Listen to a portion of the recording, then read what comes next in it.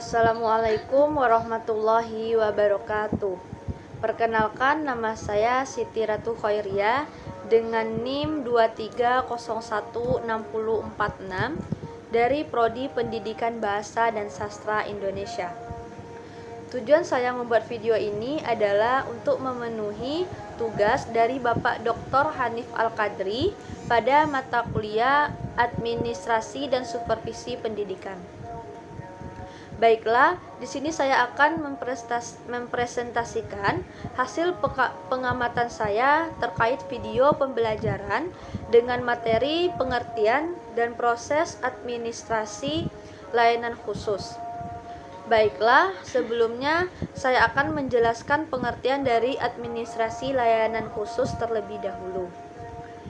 Layanan adalah memberi pelayanan secara khusus kepada siswa atau suatu usaha yang tidak secara langsung berkenaan dengan proses belajar mengajar di kelas, tetapi secara khusus diberikan oleh sekolah kepada para siswanya agar mereka lebih optimal dalam melaksanakan proses belajar.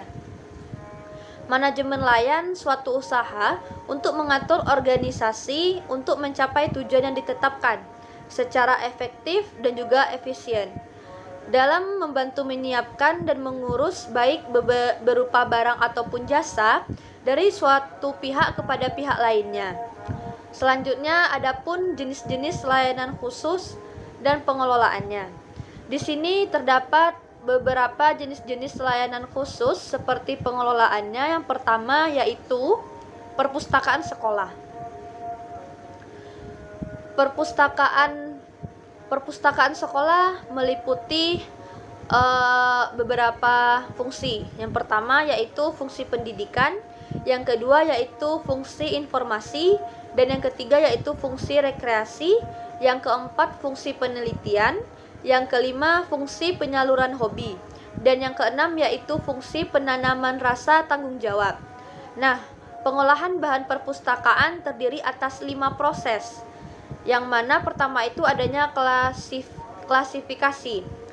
Klasifikasi ini berupa penggolongan proses. Mengklasifikasi bahan pustaka dilakukan menurut subjeknya atau golongan isinya. Yang kedua yaitu katalogisasi. Nah, katalogisasi ini merupakan suatu proses dalam mempersiapkan data biografis yang akan menjadi tajuk pada suatu katalog. Selanjutnya yang ketiga yaitu pemberian stempel pada buku. Setiap buku yang diterima oleh pihak perpustakaan harus diberi stempel. Yang keempat yaitu pemberian nomor. Pemberian nomor pada buku biasanya diletakkan pada bagian punggung buku. Yang kelima yaitu pengaturan buku pada rak buku yang telah diberi stempel dan juga nomor. Buku selanjutnya disusun di rak buku tersebut harus disusun menurut golongan dan juga nomor buku, sehingga pengunjung akan lebih mudah dan juga praktis dalam menemukan buku yang diperlukan. Selanjutnya jenis yang kedua yaitu layanan laboratorium. Laboratorium yaitu tempat di mana dosen, mahasiswa, guru, siswa, dan juga orang lain melaksanakan kegiatan karya ilmiah seperti praktikum observasi, penelitian demokrasi, pembuatan model-model dalam rangka kegiatan belajar mengajar jenis laboratorium tersebut.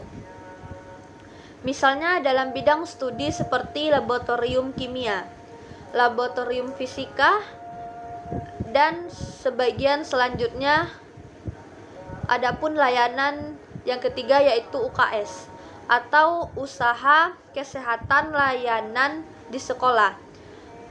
Adalah sebuah klinik yang didirikan sebagai bagian dari universitas ataupun sekolah yang berdiri sendiri, yang menentukan diagnosa dan pengobatan fisik dan juga penyakit jiwa dan dibiayai dari biaya khusus dari semua siswa kesehatan. Peserta didik adalah suatu layanan kesehatan masyarakat yang dijalankan di sekolah dan menjadikan peserta didik sebagai sasaran utamanya dan personalia sekolah yang lainnya sebagai sasaran tambahan. Selanjutnya, layanan yang keempat yaitu kafe yang ada di sekolah. Kafe atau warung ataupun kantin secara tidak langsung mempunyai kaitan dengan proses mengajar di sekolah. Beberapa hal yang harus diperhatikan dalam administrasi kafe itu adalah pertama makanan. Yang mana makanan di kafe itu harus terjaga kehigienisannya. Yang kedua kebersihan tempat agar terhindar dari penyebaran hama penyakit. Dan yang ketiga makanan yang disajikan yang diperlukan oleh setiap siswa. Selanjutnya layanan yang kelima yaitu sarana ibadah. Nah, sarana dari ibadah ini merupakan layanan yang diberikan sekolah dengan tujuan agar layanan tersebut bisa digunakan untuk beribadah, melaksanakan kegiatan keagamaan lainnya, seperti untuk kerohanian yang baik dan beriman. Selanjutnya layanan yang keenam yaitu asrama. Nah, manfaat dari layanan asrama sekolah adalah yang pertama, tugas sekolah dapat dikerjakan dengan cepat dan optimal. Dan yang kedua, sikap dan tingkah laku dari peserta didik dapat diawasi oleh petugas asrama dan juga para pendidik lainnya. Yang ketiga yaitu, jika di antara peserta didik mengalami kesulitan, maka di sana mereka dapat saling membantu antara sesama murid. Yang keempat yaitu dapat meringankan kecemasan dari orang tua terhadap putra dan putrinya. Dan yang terakhir yang kelima yaitu merupakan salah satu cara untuk mengendalikan tingkah laku yang kurang baik. Selanjutnya layanan yang ketujuh yaitu koperasi.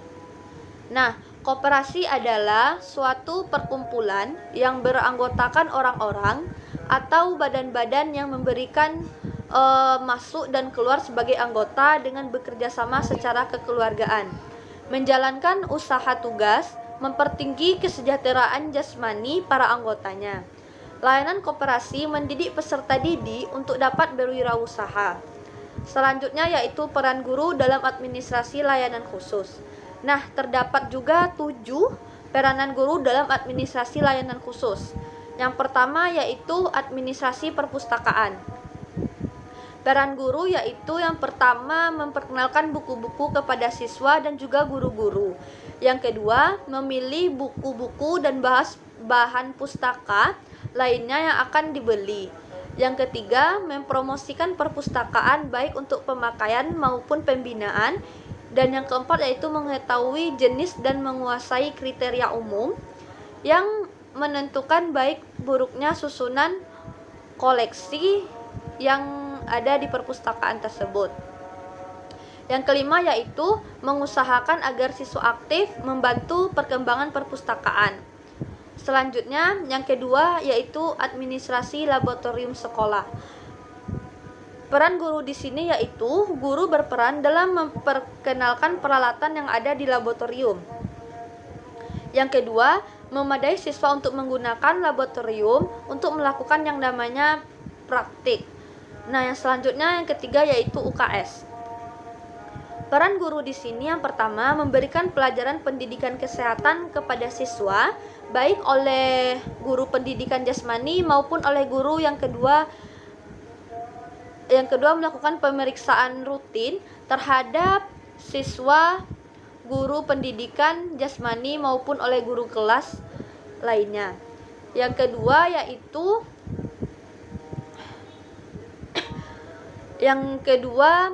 yaitu memperkenalkan sarana ibadah. Ada di sekolah tersebut menggunakan sarana ibadah yang telah disediakan oleh sekolah secara efektif dan juga efisien. Selanjutnya administrasi koperasi sekolah. Peran guru di sini yaitu membimbing peserta didik dalam kegiatan koperasi sekolah dan juga membimbing peserta didik dalam menemukan manfaat dari koperasi sekolah tersebut. Nah, yang ketujuh yaitu administrasi asrama sekolah. Peran guru di sini yaitu sosialisasi mengenai kehidupan asrama, dan yang kedua yaitu memberikan aturan yang berlaku di asrama. Baiklah, mungkin itu saja yang dapat saya presentasi kali ini. Kurang dan janggalnya saya mohon maaf. Saya ucapkan terima kasih. Saya akhiri dengan wabillahi taufik walhidayah. Wassalamualaikum warahmatullahi wabarakatuh.